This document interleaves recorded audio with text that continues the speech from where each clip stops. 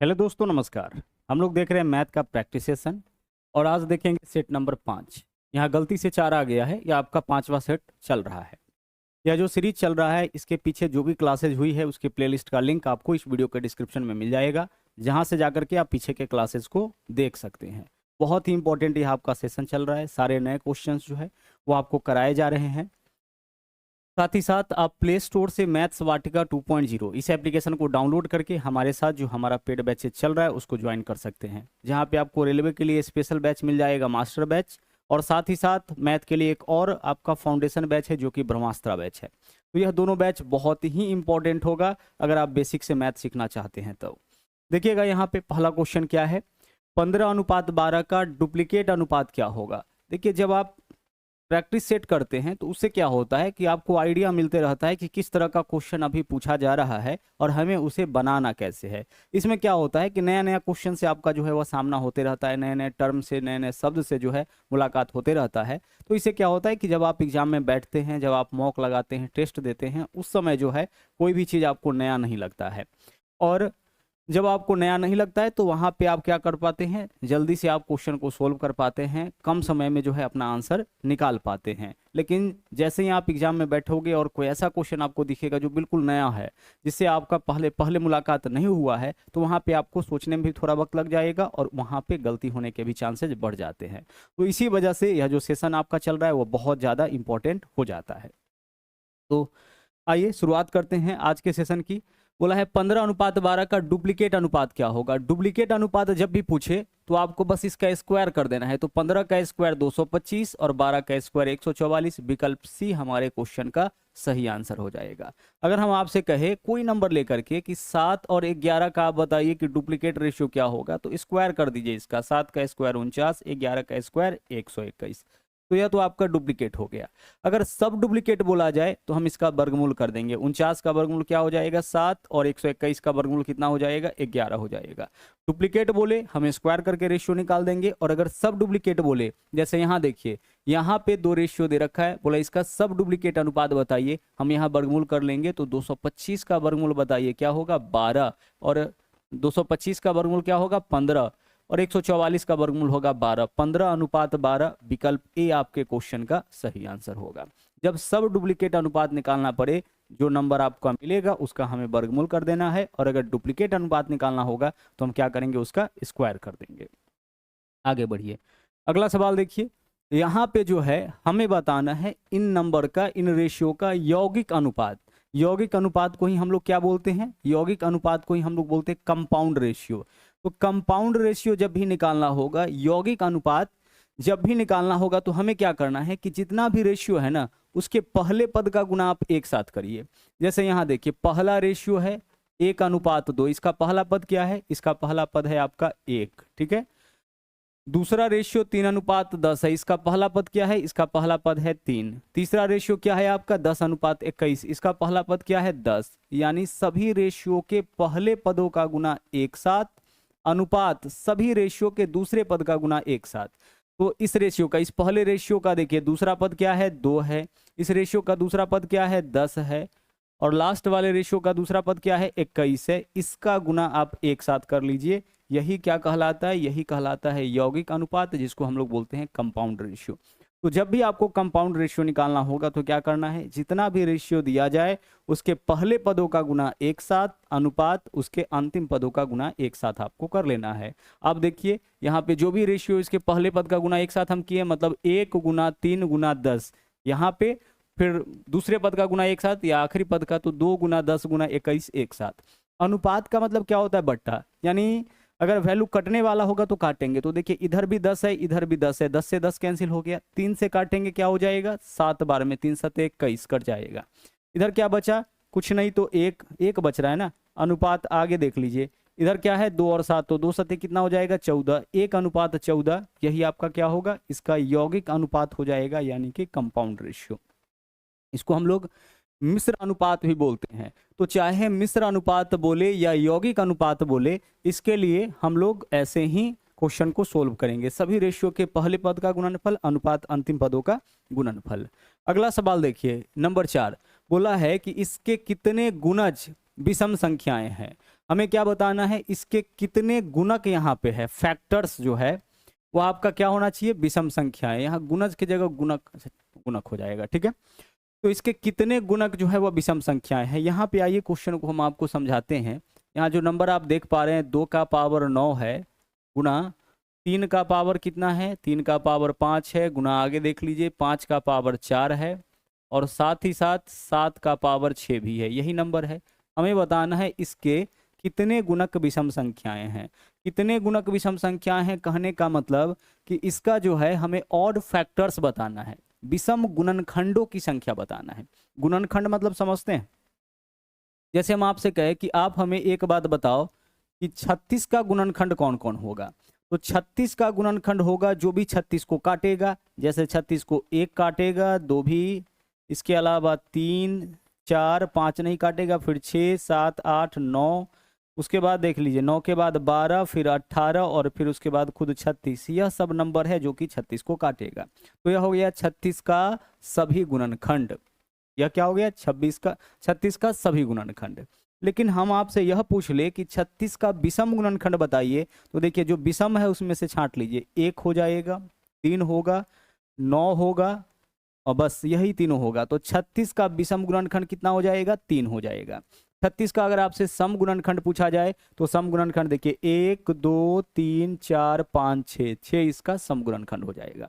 अगर क्वेश्चन कभी कभी ऐसे भी पूछता है कि ऐसे कितने गुणनखंड है जो पूर्ण वर्ग संख्या है, तो 36 को काटने वाला यही सब नंबर है। इसमें पूर्ण वर्ग कौन कौन है, एक पूर्ण वर्ग संख्या जो किसी के वर्ग करने पर आता है, तो 1 हो गया, 4 हो गया, है ना, इसके अलावा 36 हो गया।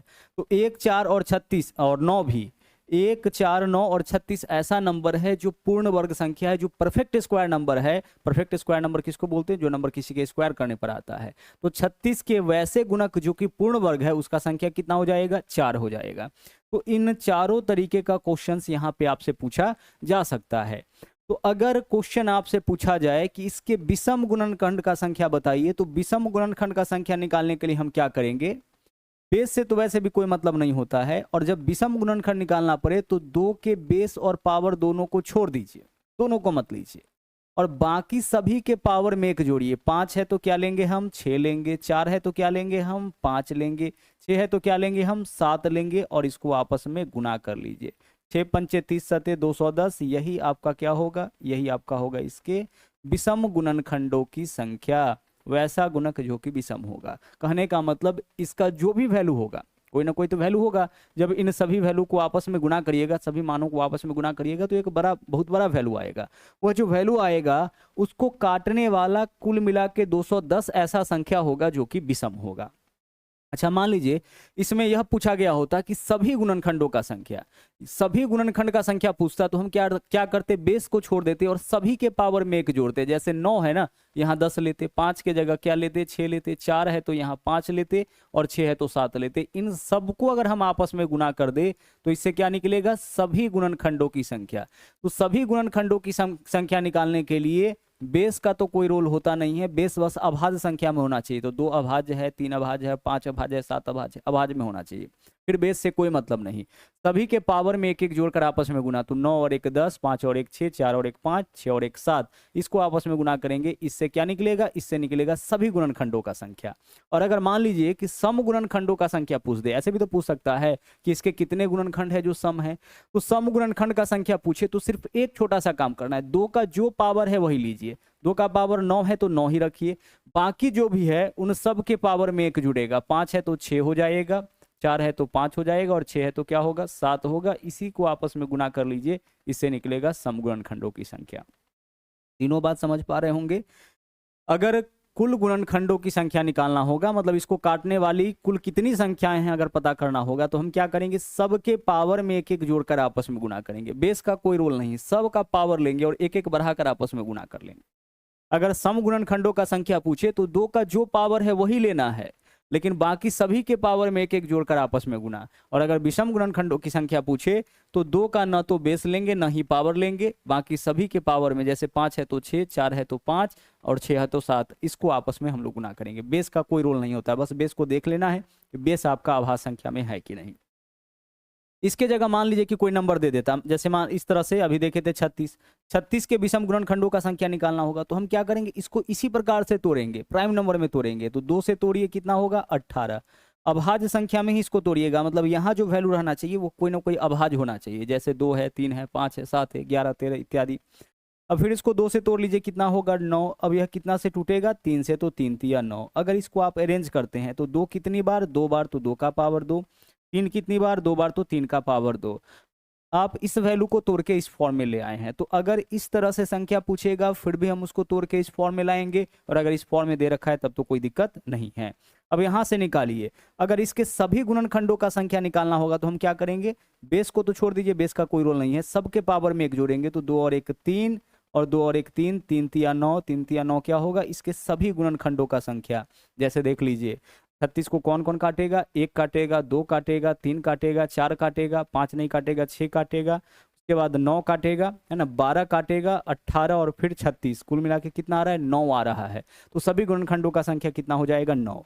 अगर सम गुणनखंड का संख्या निकालना होगा तो 2 का जो पावर है वही रहने दीजिए, और बाकी सभी के पावर में, यानी बाकी जो भी बच गया सबके पावर में 1 जोड़ेंगे। यह हो गया इसके सम गुणनखंडों का संख्या, इवन फैक्टर्स। विषम गुणनखंडों का संख्या पूछे तो 2 का न तो बेस लेंगे न पावर, बाकी सभी के पावर में 1 1 जोड़कर आपस में गुना, तो केवल यहाँ पावर 1 ही बच रहा है 2, इसमें 1 जोड़ लीजिए 3। यह हो गया इसके विषम गुणनखंडों का संख्या। ठीक है, तो इस प्रकार से हम लोग ऐसे क्वेश्चंस को सोल्व करते हैं। आगे चलिए अगले क्वेश्चन पे आते हैं। यहाँ बोला है, यहाँ जो नंबर दिया गया है उसके अभाज्य गुणनखंडों की संख्या क्या निकालना है, अभाज्य गुणनखंडों की संख्या, यानी प्राइम फैक्टर हमें बताना है। क्या बताना है, प्राइम फैक्टर हमें बताना है। यहाँ जो आप नंबर देख रहे हैं इसके अभाज्य गुणनखंडों की संख्या, यानी इसको काटने वाली कुल कितनी अभाज्य संख्याएं होंगी। ठीक है, तो इसको कैसे सोल्व करेंगे, तो अभाज्य गुणनखंडों की संख्या जब भी निकालना होगा तो आप बेस को चेक करिएगा कि बेस अभाज्य संख्या में है कि नहीं। अगर है तो ठीक है, नहीं है तो तोड़ेंगे। तो 8 अभाज्य संख्या में नहीं है तो 8 को अभाज्य संख्या में तोड़िए। क्या लिखिएगा 8 के लिए, 2 का क्यूब, क्योंकि 8 का मतलब होता है 2 गुना 2 गुना 2, 2 3 बार, और 2 3 बार है, इसको अरेंज करेंगे तो क्या हो जाएगा, 2 का पावर 3 हो जाएगा, गुना। आगे देख लीजिए 8 के लिए इतना लिखे है ना, और इस 8 का पावर 10 दे रखा है तो यहाँ 10 तो डालेंगे, इंटू आगे देख लीजिए 9 का पावर 7 है तो 9 के लिए क्या लिखेंगे हम, 3 का स्क्वायर, तो 3 का स्क्वायर 9 हो जाएगा, पावर को अपनी जगह पे रहने दीजिए, इंटू 7 अभाज्य संख्या है, यह तो टूटेगा नहीं, तो 7 को अपने जगह पे, इसका पावर भी छोड़ दीजिए।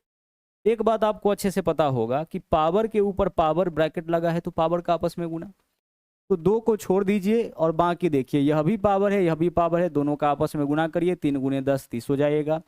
बेस को अपने जगह पे रहने दीजिए, दोनों पावर को गुना करिए, 2 सते 14 हो जाएगा, इंटू यहाँ देख लीजिए बेस को अपने जगह पे रहने दीजिए, पावर यहाँ पे 8 है तो 8।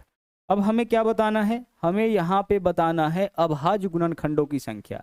तो अभाज्य गुणनखंडों की संख्या अगर आपको निकालना हो ना, क्या निकालना हो, अभाज्य गुणनखंडों की संख्या, तो सिर्फ इसके पावर को जोड़ लीजिए। 2 कितनी बार आया है, 30 बार, 3 कितनी बार आया है, 14 बार, और 7 कितनी बार, 8 बार, इसको जोड़ लीजिए, यही बता देगा अभाज्य गुणनखंडों की संख्या। 30 और 14 क्या हो गया, 42, 42 और 8 52, तो आंसर आपका क्या हो जाएगा, 52। देखिए अभाज्य गुणनखंडों की संख्या का मतलब क्या होता है कि किसी भी नंबर को तोड़ने के बाद कितने अभाज्य संख्या में वह बढ़ता है। जैसे 9 के अभाज्य गुणनखंडों की संख्या बताइए, तो जब आप 9 को तोड़िएगा तो 9 के लिए क्या लिख सकते हैं, 3 का स्क्वायर, मतलब सिर्फ 3 ही 2 बार मिलेगा। जब आप 9 को तोड़िएगा इस तरीके से, 3 3 या 9 कितने भाग में बटा, 2 भाग में, तो अभाज्य गुणनखंडों का संख्या 2 हो जाएगा। अगर हम आपसे कहे कि 36 को अगर आप तोड़ते हैं तो क्या मिलता है, 2 कितनी बार, 2 बार, 3 कितनी बार, 2 बार, तो कितने अभाज्य संख्याओं में यह टूटा, 2 और 2 4 अभाज्य संख्याओं में। तो वही चीज हमें करना होता है कि जब भी अभाज्य गुणनखंडों की संख्या निकालना पड़ेगा तो संख्या को पहले हम प्राइम नंबर में तोड़ेंगे, और प्राइम नंबर में तोड़ने के बाद उसके पावर को सिर्फ जोड़ लेना है, वही उसके अभाज्य गुणनखंडों की संख्या हो जाएगा। आगे बढ़िए, अगला देख लीजिए, एक सेट दे रखा है जो कि शुरू हुआ है 61 से, 61 62 डॉट डॉट डॉट 100। इसमें बोला है दूसरा सबसे बड़ा अभाज्य संख्या। आप बताइए कि यहाँ जो सीरीज है 61 से लेकर के कहाँ तक है, 61 से लेकर के आपका 100 तक है, तो 61 से लेकर के 100 तक में सबसे बड़ा अभाज्य संख्या कौन मिलेगा, तो सबसे बड़ा अभाज्य संख्या इसमें आपका हो जाएगा 97, सबसे बड़ा अभाज्य संख्या। और 97 से पहले अभाज्य संख्या कौन होगा, तो 97 से पहले अभाज्य संख्या हो जाएगा 89, यानी 1 से 100 तक में सबसे बड़ा अभाज्य संख्या है 97, और उसके बाद क्या है, उसके बाद है 89। अगर इधर से चले तो 61 से लेकर के 100 तक में बोला है कि दूसरी सबसे छोटी अभाज्य संख्या बताइए, दूसरा सबसे छोटा। तो देखिए सबसे छोटा अभाज्य संख्या इसमें तो 61 हो जाएगा, उसके बाद कौन होगा फिर 62, 63 नहीं है, 64 नहीं है, 65 नहीं है, 66 नहीं है, 67 हो जाएगा। तो 61 तो एक है ही, दूसरा सबसे छोटा अभाज्य संख्या क्या होगा 67। तो दूसरा सबसे छोटा अभाज्य संख्या 67 और दूसरा सबसे बड़ा अभाज्य संख्या 89, इसी का योग हमें बताना है, यानी कि 89 प्लस 67 प्लस क्या करना है 89 करना है। 9 7 16 6 हासिल 1 हो जाएगा, 8 6 14 और 1 15, 156 आपके क्वेश्चन का सही आंसर हो जाएगा। क्या निकालना है हमें इस क्वेश्चन में, दूसरा सबसे बड़ा अभाज्य संख्या। तो जब आप 1 से 100 तक लिखते हैं, जब आप 1 से 100 तक लिखते हैं तो 100 अभाज्य नहीं है, 99 भी नहीं है, 98 भी नहीं है, 97। तो सबसे बड़ा अभाज्य संख्या इसमें क्या मिलेगा 97, और 97 के बाद 96 95 94 93 92 91 90, यह सब अभाज्य नहीं है, फिर 89। तो सबसे बड़ा अभाज्य संख्या 97, दूसरा सबसे बड़ा अभाज्य संख्या मतलब इसको छोड़ करके सबसे बड़ा कौन हो जाएगा 89, और सबसे छोटा अभाज्य संख्या 61 तो है ही इस रेंज में। इसके बाद दूसरा सबसे छोटा अभाज्य संख्या तो 62 63 64 65 नहीं है, 66 नहीं है, कौन है 67। इसी दोनों का हमें योग निकाल देना था। आंसर आपका क्या हो जाएगा 156। सवाल ऐसे भी पूछता है 100 तक में कुल कितनी अभाज्य संख्या, 200 तक में कुल कितनी अभाज्य संख्या है ना, 50 से 100 के बीच में कुल कितनी अभाज्य संख्या। इन क्वेश्चंस को हम पहले भी बता चुके हैं नंबर्स के दौरान। आगे चलिए अगला यहाँ देख लीजिए, हमें क्या करना है, इसको सिंप्लीफाई करना है। सिंप्लीफाई करने के दौरान हम एक चीज देखेंगे कि इस पूरे क्वेश्चन में जो है 2 ही नंबर आपको घूमता हुआ दिख रहा है। एक तो है 542, तो इस 542 को हम मान लेते हैं ए। एक नंबर क्या है 542 और दूसरा नंबर है 321, इसको क्या मानेंगे हम, इसको मानेंगे बी। तो यहाँ पे क्या हो रहा है ए प्लस बी का होल स्क्वायर माइनस ए माइनस बी का होल स्क्वायर। तो ए प्लस बी के होल स्क्वायर में से ए माइनस बी के होल स्क्वायर को घटाइएगा तो आपके पास बचता है 4ab। क्या बचेगा 4ab, और नीचे में क्या है, नीचे में देखिए इसको ए माने इसको बी माने हैं तो ab। 4ab में आप ab से भाग करिए, क्या हो जाएगा आपका 4। तो आंसर आपके क्वेश्चन का यही 4 हो गया। हमें उन नंबर को लेकर के कैलकुलेशन करने का जरूरत नहीं है। जब भी आपसे यह कहा जाए कि भाई a प्लस बी के होल स्क्वायर में हमें क्या करना है, हमें घटाना है, क्या घटाना है a माइनस बी का होल स्क्वायर, तो क्या वैल्यू आएगा, आप बोलोगे कि सर वैल्यू 4ab आ जाएगा। कैसे 4ab आएगा चेक कर लो, a प्लस बी के होल स्क्वायर कहने का मतलब a square plus 2ab plus B square, यही तो होगा। और माइनस है तो यहाँ माइनस लगा दीजिए।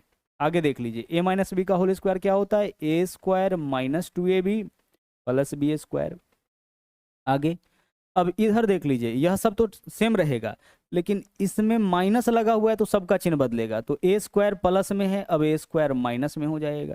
2ab माइनस में है, 2ab अब प्लस में हो जाएगा। और यहाँ बी स्क्वायर प्लस में है, बी स्क्वायर माइनस में। ब्रैकेट के बाहर माइनस होने का मतलब है कि सबका चिन्ह बदलेगा। और यह माइनस किसके साथ है, माइनस बी के होल स्क्वायर के साथ। तो ये माइनस बी का के होल स्क्वायर का जो भी मान होगा सबका चिन्ह यहाँ पे बदलेगा। अब ए स्क्वायर प्लस में इधर माइनस में, बी स्क्वायर प्लस में इधर माइनस में, क्या बचा 2ab प्लस 2ab 4ab। तो इस वजह से डायरेक्ट हम क्या लिखे हैं, ए प्लस बी के होल स्क्वायर में से ए माइनस बी के होल स्क्वायर को घटाइएगा तो 4ab आ जाएगा। तो यहाँ यही तो है ए प्लस बी का होल स्क्वायर, इसमें से ए माइनस बी के होल स्क्वायर को घटाएंगे तो 4ab, यानी 4 गुने 542 गुने 321 और नीचे 542 गुने 321, उससे यह कट जाएगा, क्या बचेगा 4। उसी में अगर आपसे यह कहा जाता कि a प्लस बी का जो होल स्क्वायर है इसमें अगर हम लोग जोड़ ले, क्या जोड़ ले a माइनस बी का होल स्क्वायर, तो अब क्या होगा आपके पास, क्या वैल्यू बचेगा, तो यह हो जाएगा 2 into A square plus B square. क्या होगा 2 into A square plus B square. A plus B के होल स्क्वायर में जब हम ए माइनस बी के होल स्क्वायर को ऐड करेंगे तो वैल्यू हमारे पास निकलेगा 2 into A square plus B square. क्योंकि देखिए इसमें 2ab प्लस माइनस में, इधर 2ab प्लस में, plus 2ab minus 2ab cancel होगा, ए स्क्वायर यहाँ भी, ए स्क्वायर यहाँ भी, यानी 2a स्क्वायर, बी स्क्वायर यहाँ भी यानी 2b स्क्वायर। तो 2 इंटू हम क्या लिख सकते हैं, A square plus B square. आगे चलिए अगला सवाल देखिए, निम्नलिखित समीकरण को हल कीजिए। हमें इसको हल करना है। एक बात आपको यहाँ पे समझना पड़ेगा, क्या समझना पड़ेगा कि ए cube minus B cube, A cube minus B cube के लिए हम लिख सकते हैं ए माइनस बी। क्या लिख सकते हैं, ए माइनस बी। देखिए यहाँ माइनस है तो यहाँ भी माइनस, इनटू, और हम लिख सकते हैं A square plus A B plus B square. A square plus A B plus B square इतना लिखा जा सकता है, किसके लिए, A cube minus B cube के। अब इस क्वेश्चन को आइए थोड़ा हम लोग सिंप्लीफाई करते हैं। 5.5 है ना, ठीक है, इसको 5.5 का क्यूब लिख दीजिए, क्यूब है तो क्यूब, ठीक है, -4 का क्यूब बट्टा नीचे देख लीजिए, नीचे जो वैल्यू है 30.25 है, 30.25 है, यह दरअसल आपका 5.5 का स्क्वायर है, 55 का स्क्वायर। कैसे करिएगा 55 का स्क्वायर? 55 का स्क्वायर अगर करना होगा तो जब भी कभी वैसा नंबर मिले जिसके लास्ट में 5 है तो स्क्वायर करने के लिए अपने मन से लिखिए 25 और इसके बाद इस इकाई अंक के लिए और दहाई अंक में इसके अगले अंक से गुना, तो 5 6 के 30, 325 होगा, एक अंक के बाद दशमलव, स्क्वायर करेंगे तो 2 अंक के बाद दशमलव। तो इसको देख के पता लग रहा है। और वैसे भी यहाँ जो नंबर होगा उसी का स्क्वायर। यहाँ पे क्या है, ये जो वैल्यू है आपका 22, यह दरअसल 5.5 गुना 4 है। क्या है? 5.5 गुना 4 और प्लस आप यहाँ देख रहे हैं जो नंबर 16 वह 4 का स्क्वायर है। यह सब चीज हमें कैसे पता चला? तो हमें ऐसे पता चला कि यहाँ देखिए यह A cube minus B cube है तो नीचे A square plus A B plus B square का ही फॉर्म होगा। अब इस पूरे क्वेश्चन में देखिए दो ही नंबर तो आपको दिख रहा है, एक 5.5 इसको क्या मानेंगे? इसको मानेंगे ए, और दूसरा 4 इसको क्या मानेंगे? बी मानेंगे। तो क्या है? ए क्यूब माइनस बी क्यूब। ऊपर में क्या हो गया? ऊपर में आपका हो गया ए क्यूब माइनस बी क्यूब, और नीचे में क्या है? नीचे में आपका जो है A square plus A B plus B square. नीचे में आपका है A square plus A B plus B square, यही तो है। नीचे में क्या है? A square plus A B plus B square है, ठीक है, क्योंकि इसको ए माने हैं, इसको ए माने हैं, 5.5 को ए माने, इसको बी माने, तो ए बी और बी स्क्वायर हो गया। अब A cube minus B cube, A cube minus B cube में जब आप A square plus A B plus B square से भाग करिएगा, A cube minus B cube का मतलब तो यही होगा ना। तो जब आप इसमें A square plus A B plus B square से इतना से भाग करिएगा तो क्या बचेगा आपके पास? ए माइनस बी, यानी इसका आंसर होगा ए माइनस बी। अब फाइनल कैलकुलेशन कर लीजिए, ए का मतलब 5.5 और माइनस बी का मतलब 4, तो 5.5 में से 4 माइनस करिए, 5 में से 4 माइनस करिएगा 1.5, 1.5 आपका आंसर हो जाएगा। यह पूर्णांक है ना तो पूर्णांक में से घटेगा, तो 5 में से 4 घटाइए, 1 पॉइंट की जगह 0.5 है तो 5, 1.5 आपका आंसर। हमें क्या याद रखना है, ध्यान रखना है कि A cube minus B cube बराबर होता है A minus B into A square plus A B plus B square. तो इस वजह से जब भी हम A cube minus B cube में A square plus A B plus B square से भाग करेंगे तो क्या बचेगा हमारे पास यही बचता है ए माइनस बी। आगे चलिए, यहाँ देखिए क्या है, ठीक उसी प्रकार का वैल्यू है। देखिए यह ए है तो ए क्यूब, यहाँ पे इसको बी माने तो बी क्यूब, नीचे देखिए ए स्क्वायर बी स्क्वायर, यह किसका मान होगा? यह आपका मान होगा ए बी का। किसका मान हो जाएगा? ए बी का मान हो जाएगा। क्योंकि हमारे पास जो वैल्यू है उसको जरा गौर से देखिए, क्या है हमारे पास वैल्यू? हमारे पास वैल्यू है ए क्यूब, ठीक है, प्लस बी क्यूब। तो A cube plus B cube के लिए हम लिख सकते हैं ए प्लस बी, क्या लिख सकते हैं? A plus B into A square minus A B plus B square, इतना लिखा जा सकता है। अब एक बात आप यहाँ पे देखो, ए क्यूब प्लस बी क्यूब में क्या है वैल्यू आपका? ए क्यूब प्लस बी क्यूब में अगर हम इससे भाग कर दें, क्योंकि बराबर की इधर या गुना में इधर आएगा तो भाग में, तो अगर हम भाग कर दे किससे? A square minus A B plus B square से, इस चीज को हम उल्टा भी लिख सकते हैं, A square plus B square minus A B से, तो क्या बचेगा हमारे पास बच जाएगा ए प्लस बी। तो वही चीज तो है यहाँ पे, देखिए इसको ए माने इसको बी माने, तो A cube plus B cube में A square plus B square minus A B, इससे भाग करने पर a प्लस बी, यह a प्लस बी का ही तो मान है, 17 प्लस 7 24, यानी a प्लस बी ही तो है। तो a प्लस बी कब बचेगा? जब नीचे में होगा A square plus B square minus A B, तो A square plus B square है, x का मान a गुना b के बराबर होगा, तो a के जगह 17, b के जगह 7, 17 गुने 7 कितना हो जाएगा? 119 हो जाएगा। विकल्प सी आपका आंसर हो जाएगा। यहाँ आपका 119 होगा तभी तो A square plus B square minus A B होगा, और A cube plus B cube में A square plus B square minus A B से भाग करेंगे तभी तो ए प्लस बी यानी 17 प्लस 7 24 आएगा। तो यहाँ एक्स का जो वैल्यू होगा 119।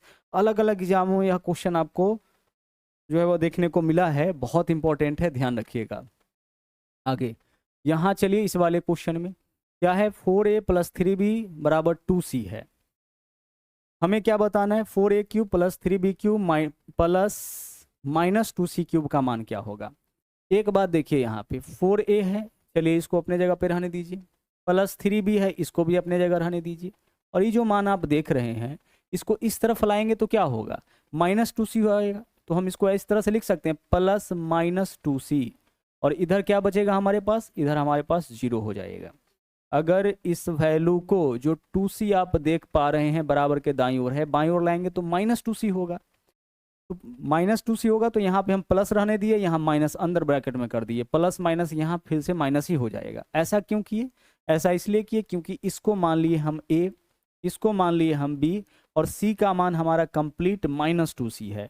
तो जब भी a + b + c बराबर 0 होता है ना, उस केस में a³ हमें मान किसका निकालना है, a³ यानी कि 4a का होल क्यूब प्लस b³ यानी 3b का होल क्यूब, यही तो है, प्लस c³ यानी -2c के होल क्यूब, इसका मान बताना है।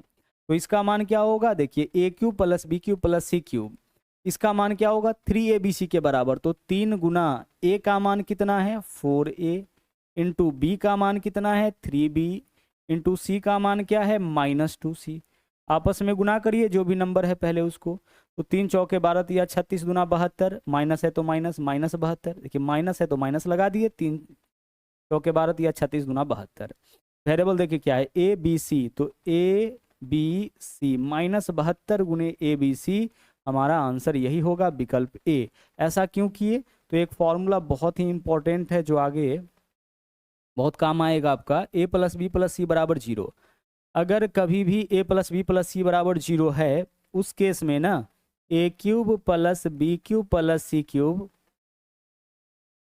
का जो मान होता है वह 3abc के बराबर हो जाता है।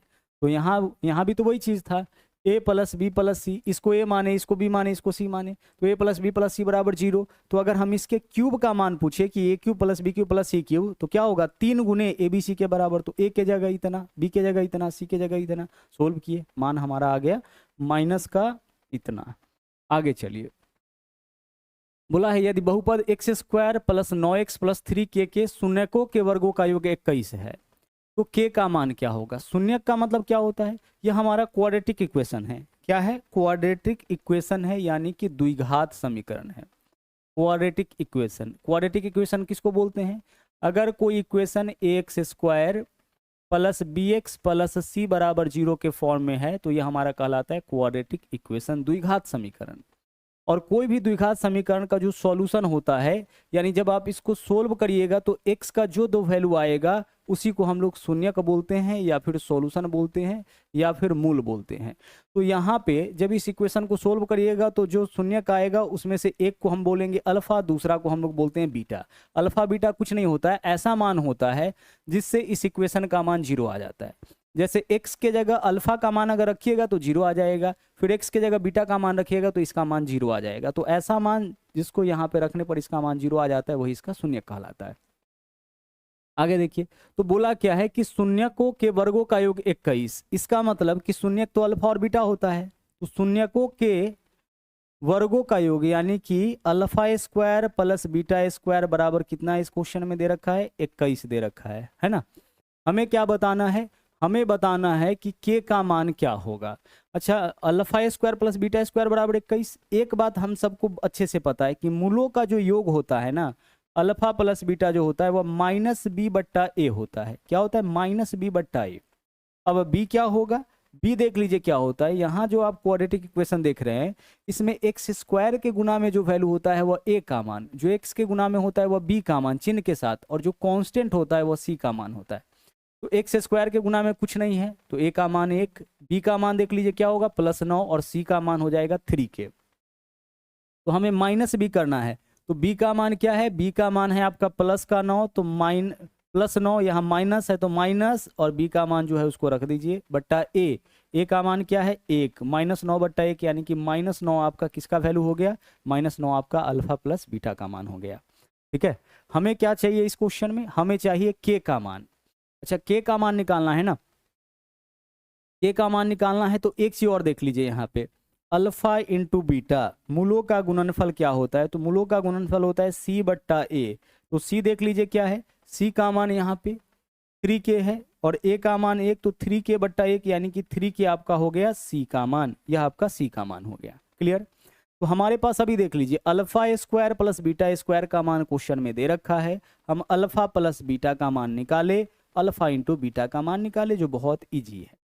अब हम एक चीज कर सकते हैं यहाँ पे, अल्फा प्लस बीटा का होल स्क्वायर बराबर क्या हो जाएगा सर, ए प्लस बी का होल स्क्वायर बराबर होता है A square plus B square plus 2ab, यही तो होता है।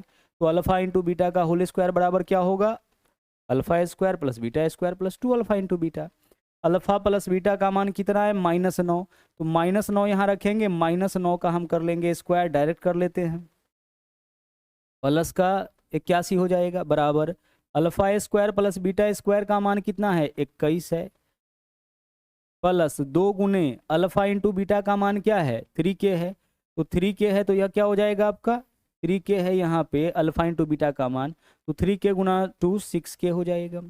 21 इधर आके 81 में से घटेगा, इधर 60 हो गया, 60 किसका वैल्यू हो रहा है 6k का, जैसे काटेंगे 6 दहाई 60, इधर 10 है इधर k है, k का मान कितना, k का मान 10, विकल्प डी आपका यहाँ पे सही आंसर हो जाएगा। जिसका जो मान था उसको रख दिए। देखिए अल्फा प्लस बीटा का मान क्या है -9, तो यहाँ -9 रख दिए। अल्फा स्क्वायर बीटा स्क्वायर का मान देख लीजिए क्या है, alpha square plus beta square का मान 21 है, यहाँ 21 रख दिए। इसका मान क्या है, इसका मान आपका 3k है, यहाँ पे 3k रख दिए। सब जगह मान रखने पर जो है हमारा आंसर यहाँ पे आ गया। ठीक है, सब मान को रखने पे क्या है, यहाँ पे आपका आंसर आ गया है। आगे बढ़िए, अगला क्वेश्चन देखिए, यहाँ है tan 3 theta into tan 6 theta बराबर 1। एक बात यहाँ पे समझना है आपको, क्या समझना है, समझना यह है कि जब भी tan और tan का गुणनफल, दो tan का गुणनफल 1 दे रखा हो, इसका सीधा सीधा मतलब है कि इसके एंगल का सम 90 होगा। तो पहले tan का एंगल कितना है 3 थीटा और दूसरे tan का एंगल क्या है 6 थीटा, इसका जो योग होगा ना, इसका योग कितना हो जाएगा, इसका योग 90 डिग्री हो जाएगा। तो आप बताइए कि 3 और 6 कितना होगा 9 थीटा, तो 9 थीटा का मान अगर 90 डिग्री है तो यहाँ से थीटा का वैल्यू कितना हो जाएगा, थीटा का वैल्यू 10 डिग्री। हमें इस क्वेश्चन में बताना है tan 3 थीटा का मान, इसका मान बताना है tan 3 थीटा, थीटा का मान कितना है आपका 10, तो 3 गुना 10 यानी कि tan 30 डिग्री का मान बताना है। और tan 30 डिग्री का मान आप सबको अच्छे से पता है 1/√3, क्या है 1/√3। यहाँ पे 30 थीटा लिखा हुआ है क्या, tan 30 थीटा, तो थीटा का मान 30 है तो 300 हो जाएगा ना। एक सेकंड रुक जाइए, हम एक बार क्वेश्चन चेक कर लेते हैं।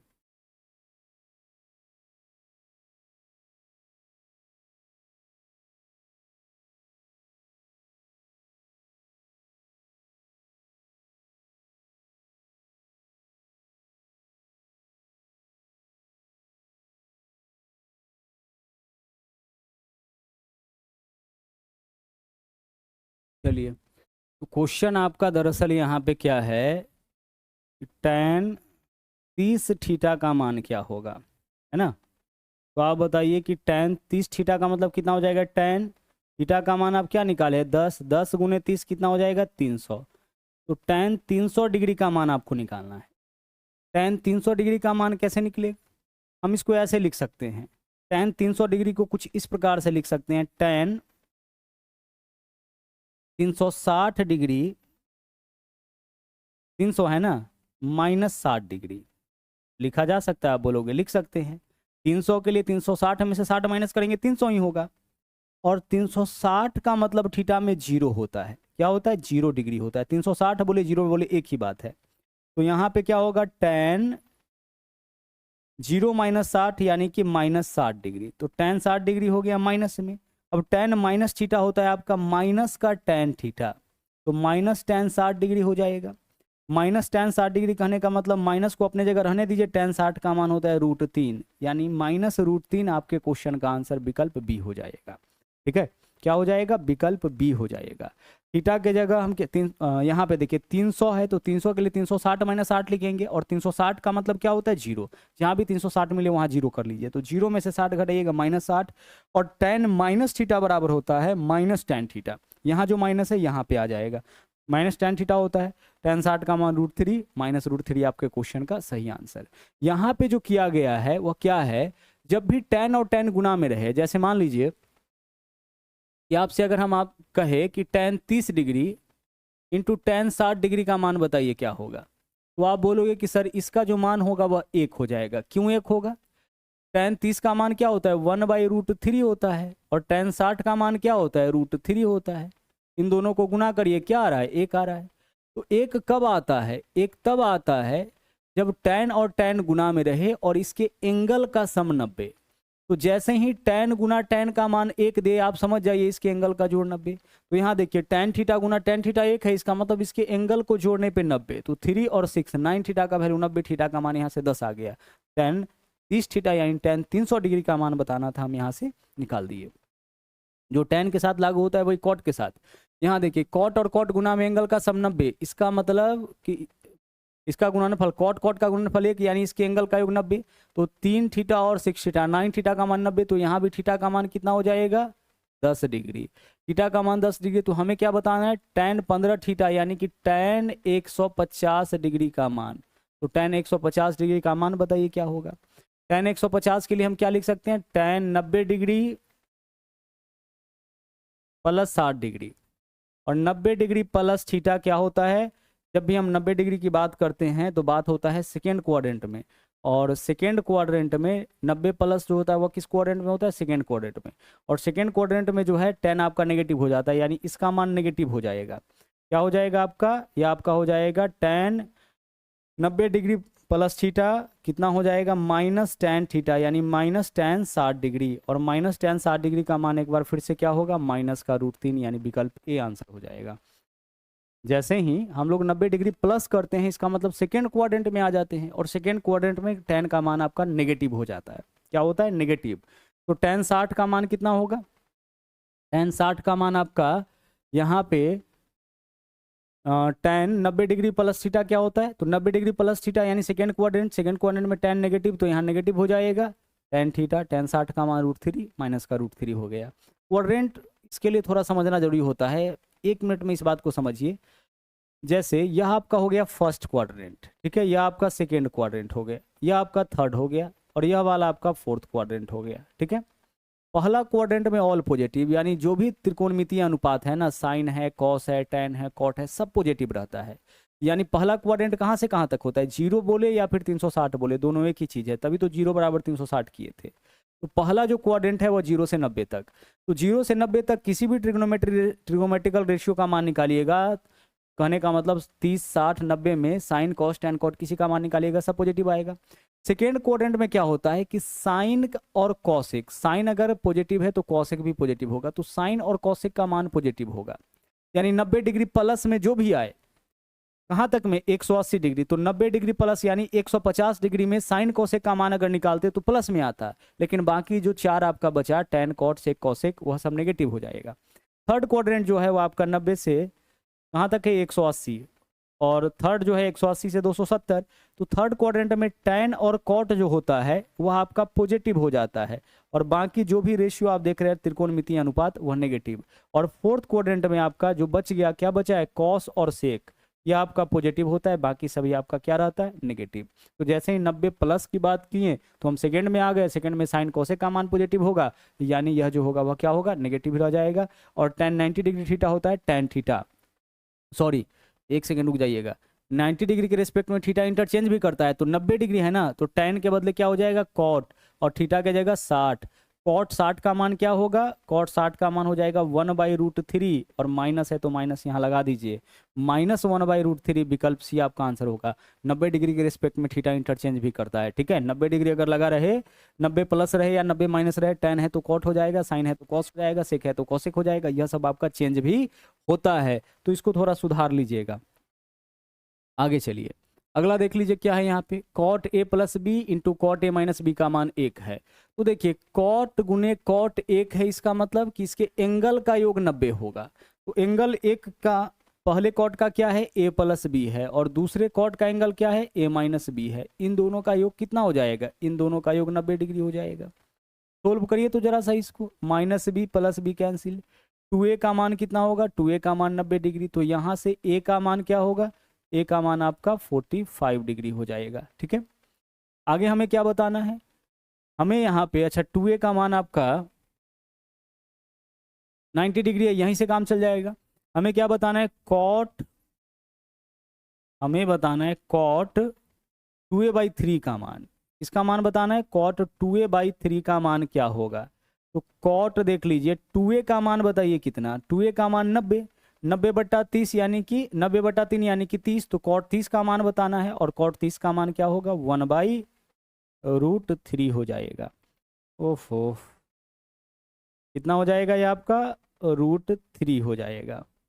विकल्प डी आपका यहाँ पे सही आंसर बन जाएगा, कॉट 30 का मान √3। आगे देखिए, आगे है 15 भुजा वाले एक बहुभुज के विकर्णों की संख्या। विकर्णों की संख्या निकालने के लिए फॉर्मूला आपको यूज करना है n × n-3/2। किसी भी पॉलीगन के विकर्णों की संख्या अगर निकालना होगा तो इसी फॉर्मूला का उपयोग आपको करना है, n × n-3/2। जहां पे आपको n के स्थान पर रखना है, n के स्थान पर क्या रखिएगा, भुजाओं की संख्या यानी कि नंबर ऑफ साइड्स। n के स्थान पे क्या रखना है, नंबर ऑफ साइड्स रखना है। तो यहाँ 15 भुजा है तो n के जगह 15 रखिए, 15 × n-3, 15 में से 3 माइनस करिएगा, 12 बट्टा में क्या होगा 2, 2 से काटिए, 2 छके 12, 15 छके 90, विकर्णों का संख्या कितना हो जाएगा, 90। तो एक 15 भुजा वाले आकृति के विकर्णों का संख्या कुल कितना होगा, 90। विकर्णों का संख्या निकालने के लिए क्या फॉर्मूला है आपका, n × n-3/2। क्या है आपका, n × n-3/2। चलिए, तो यह था आपका इस सेट का आखिरी क्वेश्चन। इस वीडियो में इतना ही। और हाँ, अगर आप हमारे चैनल पर नए हैं तो इस चैनल को सब्सक्राइब जरूर करिए, इसके अलावा लाइक और शेयर करते रहिए। तो मिलते हैं अगले वीडियो में इसके अगले कड़ी के साथ। थैंक यू, जय हिंद।